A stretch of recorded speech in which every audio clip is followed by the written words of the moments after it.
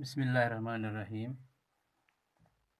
अज़ीज़ तलबा, क्लास 12वीं के लिए है आज का सबक, जो हमको कल रह गया था। जो हमने कल दरसी सवालात किए नज़म शीशों का मसीहा की, तो इसमें एक सवाल रह गया था हमें कि नज़म को अपने लफ्ज़ों में लिखिए। उसी को हम आज लिखते हैं, या इसको दूसरा नाम है, इसका खुलासा लिखना है पूरी नज़म का। इसमें शायर क्या फरमाता है। फैज़ अहमद फैज़ अपनी नज़म शीशों का मसीहा में फरमाते हैं कि टूटने वाली चीज़ें आखिर टूट ही जाती हैं, चाहे वो मोती हो या शीशे का प्याला, उनका मुकद्दर ही टूट जाना है और इनको कोई शख्स भी जोड़ नहीं दे सकता। और ऐसी चीज़ों पर आहवजारी और लाख मातम करने के बावजूद भी यह दोबारा जुड़ नहीं सकते।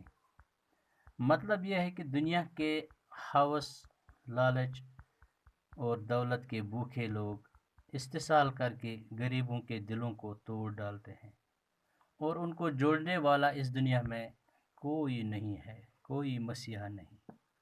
गमे इश्क की जगह गमे रोज़गार और ज़बों हाली ने आम लोगों की कमर तोड़ दी है, जिसके मुवज्जब उनके दिल मजबूर होकर टूट गए हैं।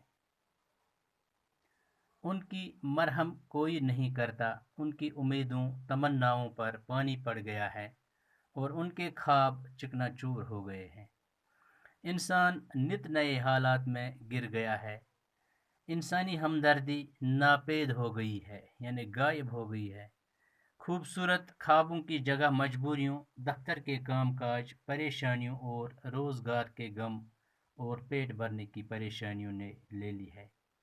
यह दुनिया एक चोर नगर है। ज़िंदगी की जद्दोजहद में मुफलिसों और नादारों की अगर जान बच भी जाती है, लेकिन उनकी इज़्ज़त और वक़ार दांव पर लग जाते हैं। फैज़ अहमद फैज़ इस तरह की नज़रिए के ज़ेर असर फरमाते हैं कि इस दुनिया में कुछ ऐसे लोग हैं जिन्होंने माल दौलत को अपने लिए जमा कर रखा है और इससे हवा भी नहीं देते हैं, जबकि आम लोग ईंटियाँ रगड़ रगड़ कर मुफलिसी और गरीबी से मर जाते हैं।